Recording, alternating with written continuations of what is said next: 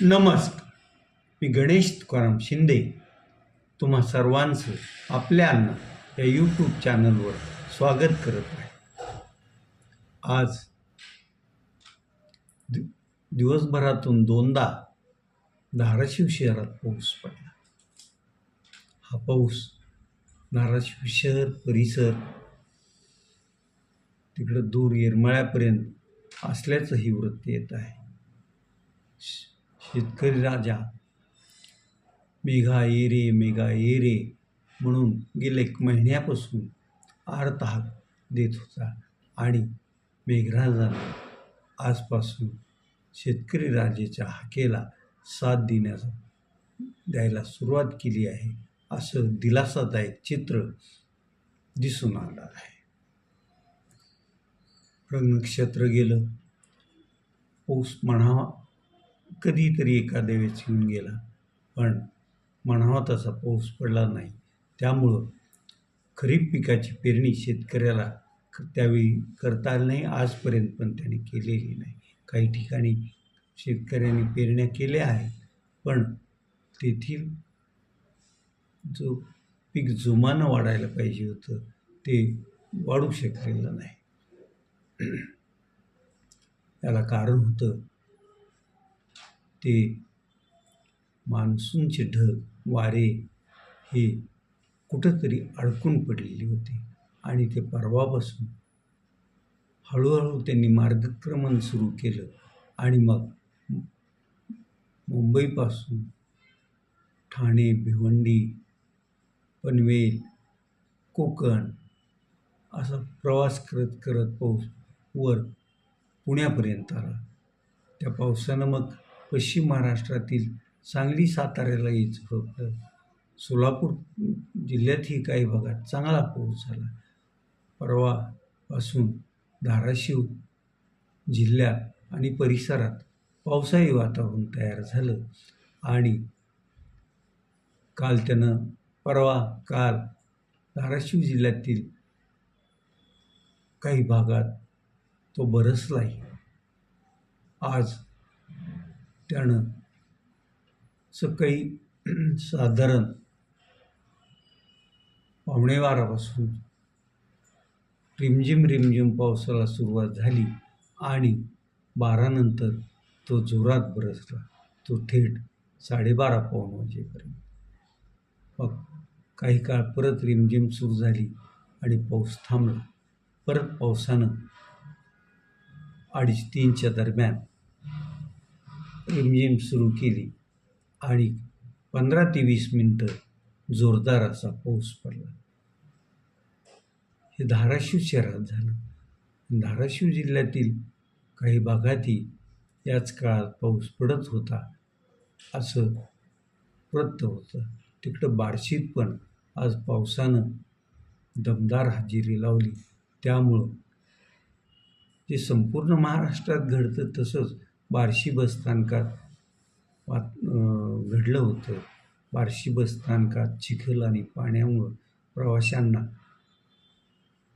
बेजाराला सामोरं जावं लागलं होतं. आता असाच हा सुरू झालेला पाऊस 3-4 दिवस जरा जोमानं त्यानं पडावं, म्हणजे शेतकरी जो कोमेजलेल्या अवस्थेतून बाहेर पडू लागला आहे तो उत्साहित होईल आणि त्याचा आनंद गगनाला पोहोचेल. काही काळानंतर 1-2 दिवसात त्याला खरीपाची पेरणी करावीच लागेल आणि खरीपाची पेरणी एकदा झाली परत पावसानं यावं आणि शेतकऱ्यांनी खरीपाची जी पेरणी केली आहे ती पेरलेलं सोयाबीन, उडीद, मूग, तूर आदी पिकं वाफून यावीत यासाठी त्यानं पाण्याचा शिडकावा न करता डोहाधरच पडावा आणि पुढं ही पिकं जोमात येतील यासाठीही हातभार लावावा ही शेतकऱ्यांची इच्छा असणार आहे.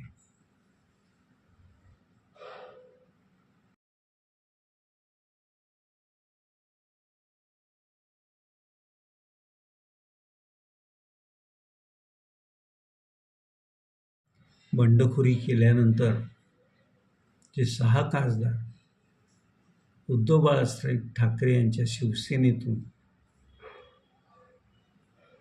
शिवसेनेत दाखल झाले आहेत. काहींना लागलीच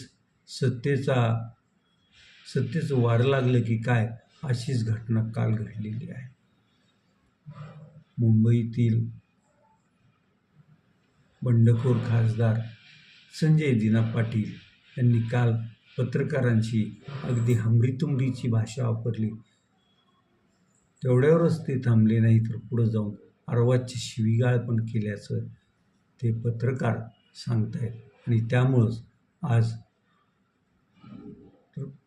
राजधानी मुंबईत विरोधी पक्षासह अगदी थेट भाजपनंही शिवसेनेवर या निमित्तानं हल्ला चढवलेला आहे. मग या हल्ल्याला प्रत्युत्तर देण्यासाठी दस्तूरखुद शिवसेना प्रमुख राज्याचे उपमुख्यमंत्री एकनाथ शिंदे यांना सामोरं यावं लागलं असून त्यांनी संजय दिना पाटील हे काही गुंड प्रवृत्तीचे नाही, त्यांना कुठल्या तरी प्रश्नावरून थोडासा राग आला असेल, परंतु त्यांची भाषा ही अशोभनीयच होती असं एकनाथ शिंदे यांनी स्पष्ट केलं आहे. भाजपनं पत्रकारांची गळचेपी कदापिही सहन केली जाणार नाही असं म्हटलं असून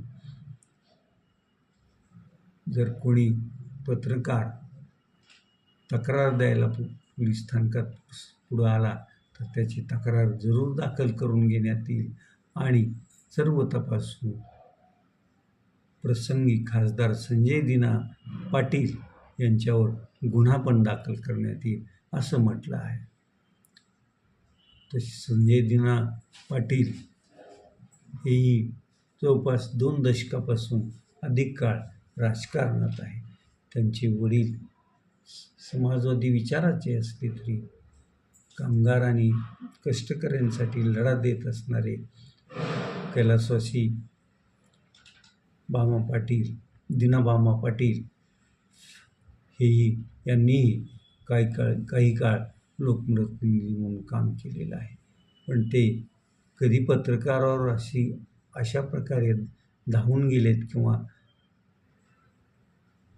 अथवा तत्वा बोललेत असं कधी ऐकण्यात आलेलं नाही. संजय दिना पाटील यांना असा कुठला प्रश्न त्यांच्या जिव्हारी लागला आणि ते थेट पत्रकारांवर अश्लाघ्य भाषेत त्यांनी शिव्या दिल्या, हे कळायला मार्ग नाही.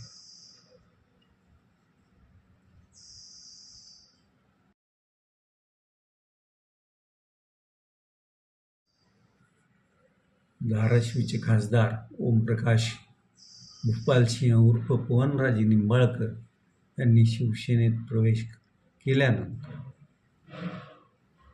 महायुतीतील घटक पक्षांनी त्यांचं स्वागत केलं आहे. महायुतीच्या घटक पक्षातील भाजपचे जिल्ह्याचे सर्वेसर्वा म्हणणारे आमदार राणा जगजितसिंह पाटील यांनी स्वागत करतानाच आपलं वैर कायम राहील असंच त्यांच्या बोलण्याचा रोख होता असंच दिसतंय. त्यांच्या पत्नी जिल्हा परिषदेच्या अध्यक्षा अर्चना राणा जगजितसिंह पाटील यांनी छोटे मोठे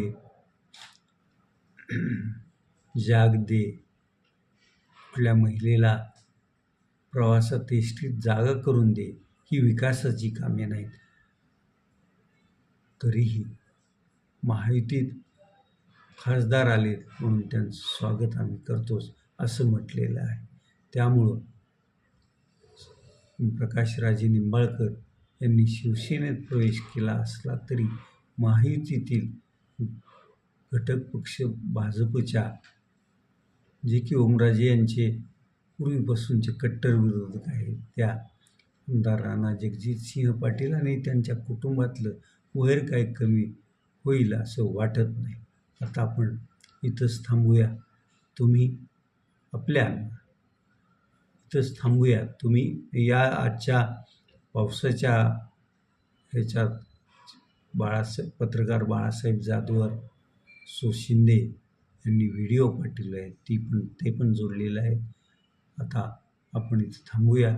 तुम्ही आपल्या यूट्यूब चॅनल सबस्क्राईब करा, लाईक करा आणि कमेंट्स पण.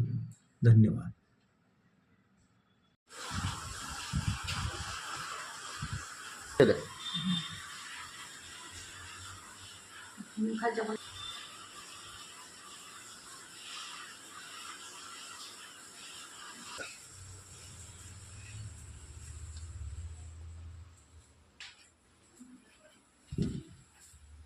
तिथं ओटे आहे दुसरे